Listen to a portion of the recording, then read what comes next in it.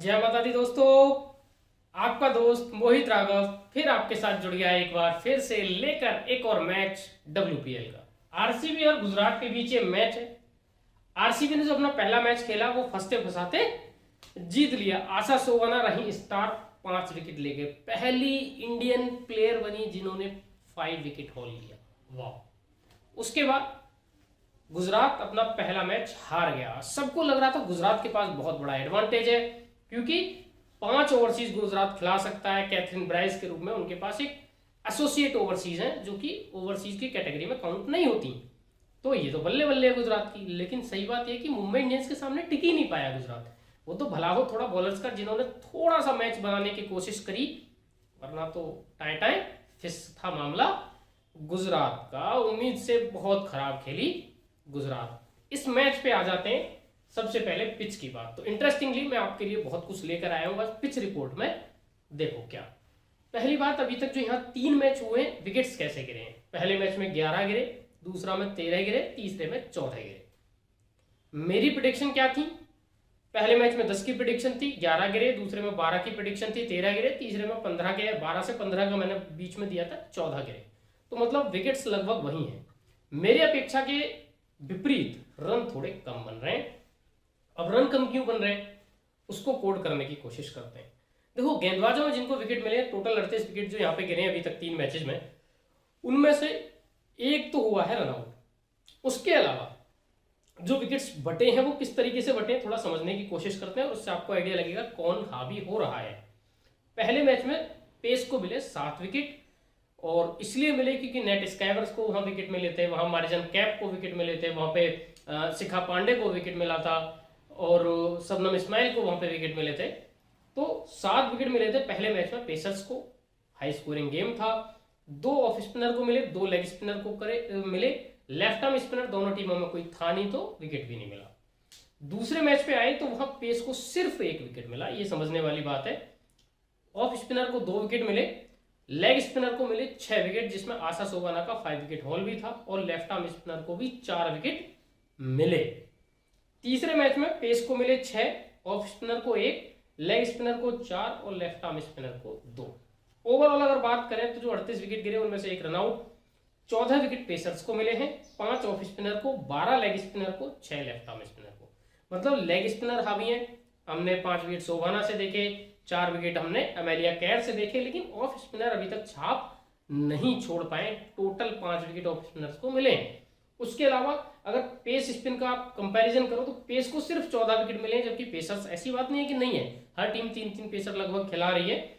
उसके बाद स्पिनर्स की अगर बात करें तो 12-6-18-5 23 विकेट स्पिनर्स के खाते में गए। मतलब स्पिनर्स डोमिनेट कर रहे हैं यहां इस ग्राउंड पे अब।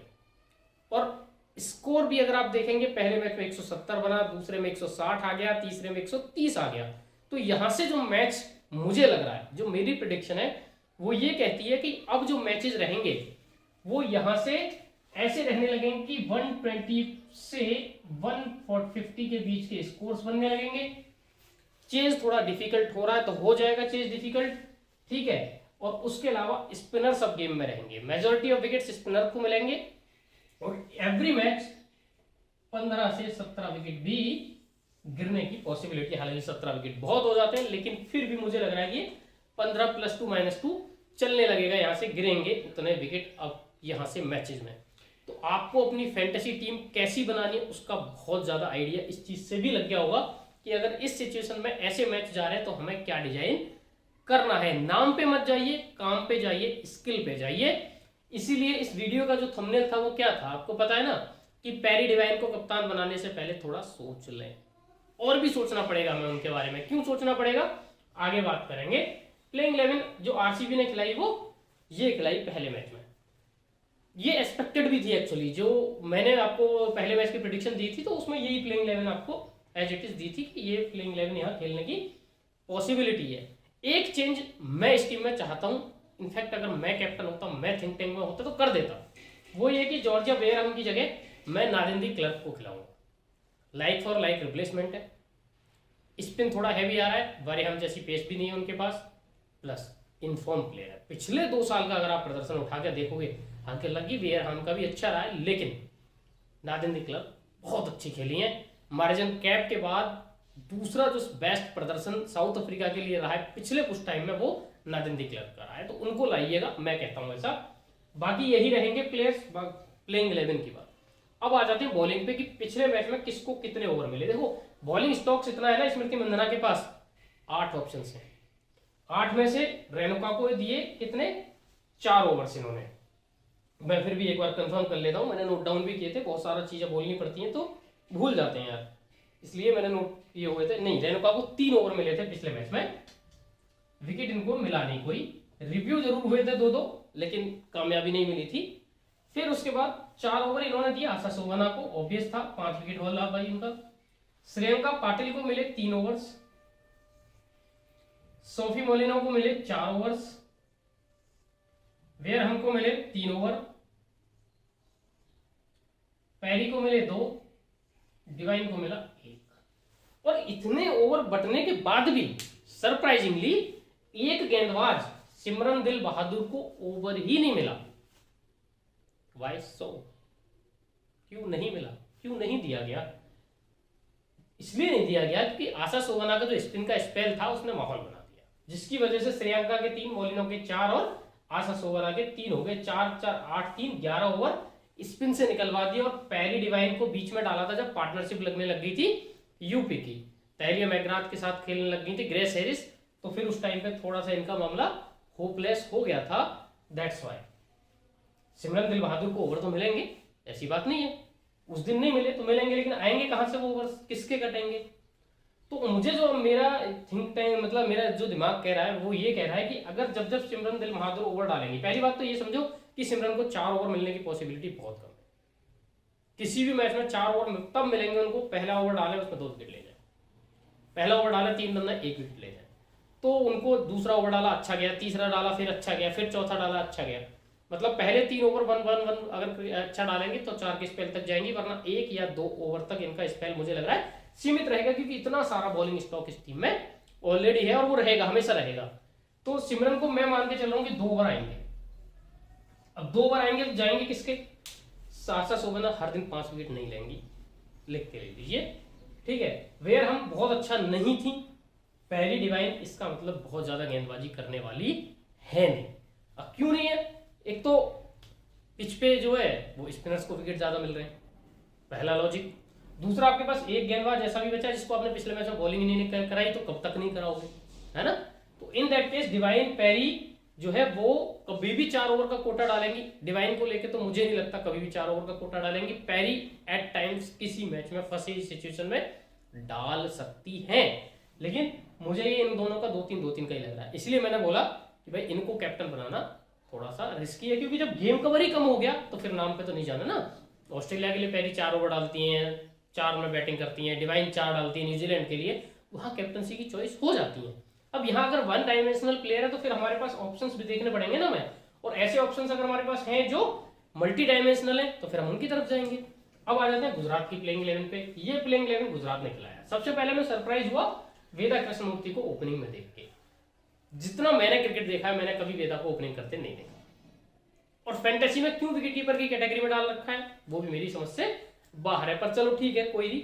ओपनिंग जब कराई तो मैं बात कर रहा था किसी से, ठीक है, बहुत बड़े स्टैटिशियन है, उनसे बात कर रहा था, तो मैं कह रहा था कि यार वेदा को ओपनिंग में इन्होंने सही नहीं कराया। बिल्कुल वही हुआ, आई एलबीडब्ल्यू आउट होकर चली गई, क्योंकि प्लेयर को वहीं खिलाई है ना जहां उसको अनुभव है। वेदा ने हमेशा फिनिश किया है, आप 4 पे खिला दो वेदा को, अच्छा कर देंगी, 4 से 6 पे कहीं भी खिलाओ, वेदा विल बी कंफर्टेबल। लेकिन ओपन कराओगे तो थोड़ा सा गड़बड़ है। तो अब ओपन कराएंगे किसको? देखो फोविल स्पीड के रूप में आपके पास प्लेयर थी जिससे आप ओपन करा सकते थे, हरलिन 3 वेदा 4, लेकिन आपने नहीं कराई, यू मिस द चांस। और उसी वजह से थोड़ा सा बैटिंग ऑर्डर यहाँ पे गड़बड़ था, तो वो देखना भी पड़ा, फिर उसी वजह से चीजें भी खराब हो गई गुजरात में।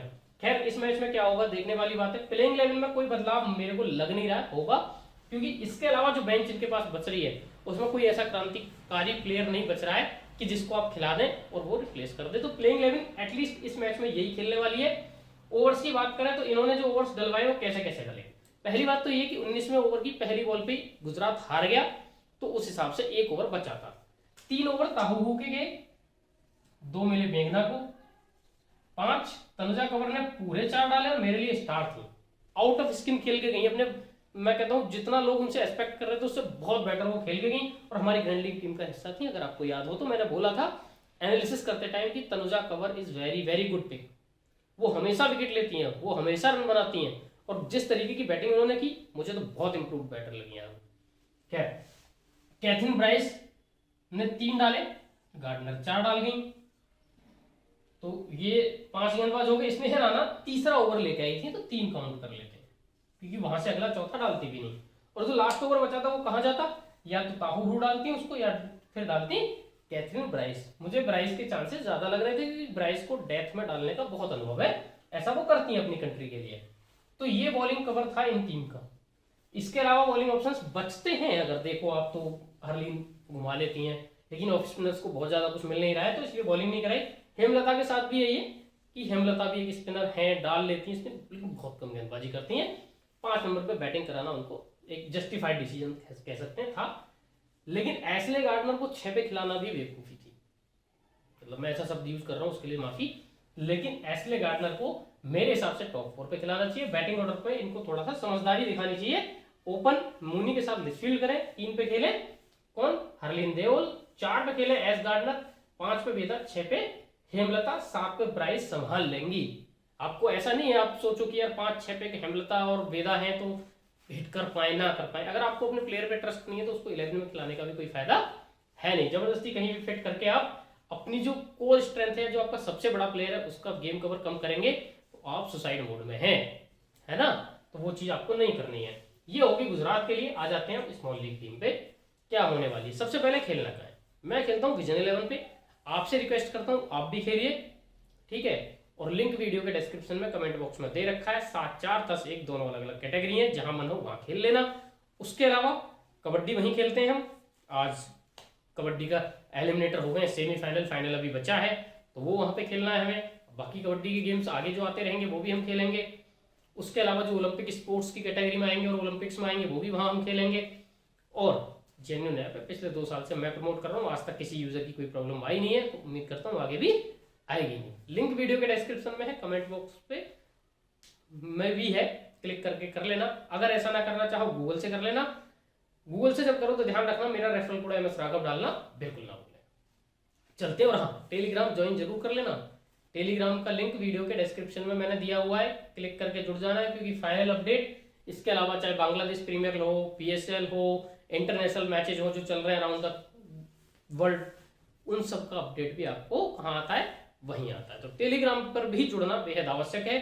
और ध्यान रखें जब टेलीग्राम पे जुड़े तो फर्जी चैनल से विशेष सावधान रहें। मेरे नाम से बहुत सारे फेक चैनल्स बने हुए हैं, उनसे कृपया करके अपने आप को बचाएं। कोई भी मेरे नाम पे पैसा मांगे बिल्कुल मत देना, मैं किसी से भी पैसा नहीं लेता हूं। मुझे पैसे की आवश्यकता होगी मैं मुंह करके आपसे अपने चैनल पे डिमांड डाल दूंगा, लेकिन फिलहाल टीम के अगेंस्ट में कोई किसी से पैसा नहीं मांग रहा हूं। तो प्लीज ध्यान रखिएगा, किसी को भी पैसा मत दीजिए मेरे नाम पे। आगे चलते हैं स्मॉल लीग टीम पे। सबसे पहले विकेट कीपर की बात।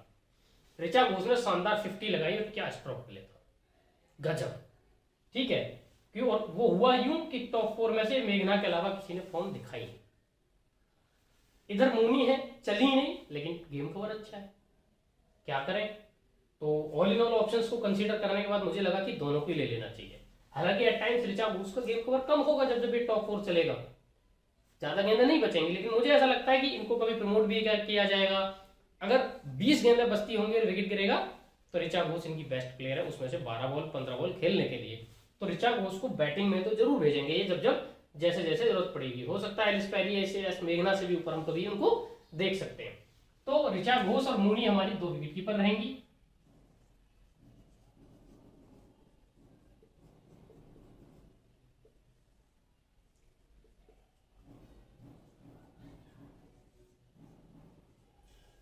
अब आ जाते हैं बैटर्स पे। बैटर्स कौन कौन चाहिए, सोचने वाली बात है। इतने सारे ऑप्शंस हैं, कौन गिर गया है, नहीं गिरना चाहिए था भाई, पुराना हो रखा है, टूट जाएगा, गलत बात है। हाँ जी, तो बैटर्स में कौन चाहिए।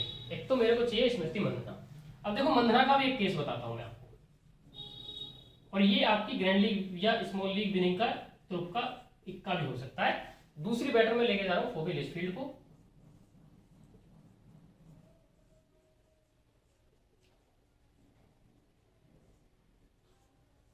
दो ही बैटर लेके जा रहा हूं मैं। अब देखो स्मृति का बता दो, अगर बेंगलोर पहले बैटिंग करे, स्मृति को आप कभी भी ड्रॉप कर सकते हो।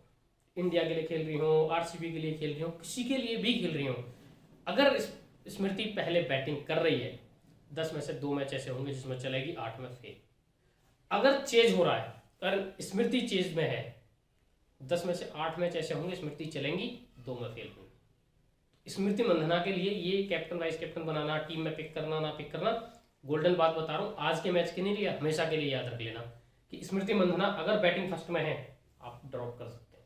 रिस्की रहता है, लेकिन 10 में से 2 मैच हारेंगे भी, 8 जीतेंगे केवल इसी रिस्क पे, क्योंकि वे वो प्लेयर है जिसका सिलेक्शन रेशियो 90% है। 40% लोग कप्तान भी बना के जा रहे हैं। आपने सोचो ड्रॉप कर दी, 0 पे आउट होगी, मैं कह रहा हूँ 20 रन बना के भी आउट होगी, तो भी आपके अंडर में गेम है कि नहीं, तो वो चीज़ ध्यान में रखिएगा। और चेज में तो स्मृति मस्ट पिक है, और कैप्टन वाइस कैप्टन भी आप कभी भी बना सकते हो, ठीक है। तो ये होगी बैटिंग की बात। आ जाते हैं ऑलराउंडर्स पे। 5 ऑलराउंडर्स लेके जा रहा हूँ, इसको 3 ऑलराउंडर्स यहां से लेके जा रहा हूं मैं। सोफी डिवाइन, अभी आप चूंकि ओपन करती हैं, जिस तरीके की फियरी बैटर है तो ड्रॉप तो नहीं कर सकते। एलिस पेरी,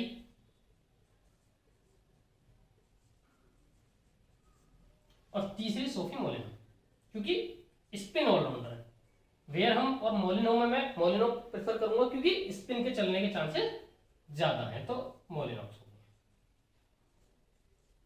2 ऑलराउंडर यहां से एशले गार्डनर और कैथरीन ब्राइस को बिल्कुल लूंगा मैं।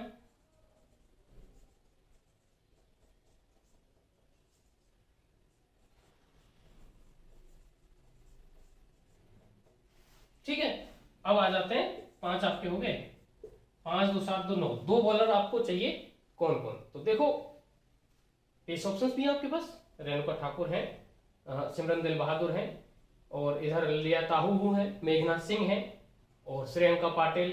चॉइस तो आपके पास बहुत है। स्नेह राणा को आप ऑलराउंडर्स में ले सकते हैं, तनुजा कवर है, लेकिन मैं जो लेके जा रहा हूँ, एक तो आशा शोभना को लेके जा रहा हूँ। ऑस्पिशियस शुरुआत उनके सीजन की हो गई है, जैसे साइका इसाक के साथ हुआ था ना पिछले सीजन, वैसा आशा शोभना के साथ हो सकता है। मतलब अच्छी फॉर्म में है तो अच्छा ही काम कर सकती हैं इस पिच पे। एटलीस्ट जब तक WPL बेंगलोर में है तब तक तो आशा शोभना अच्छा करने के चांसेस हैं।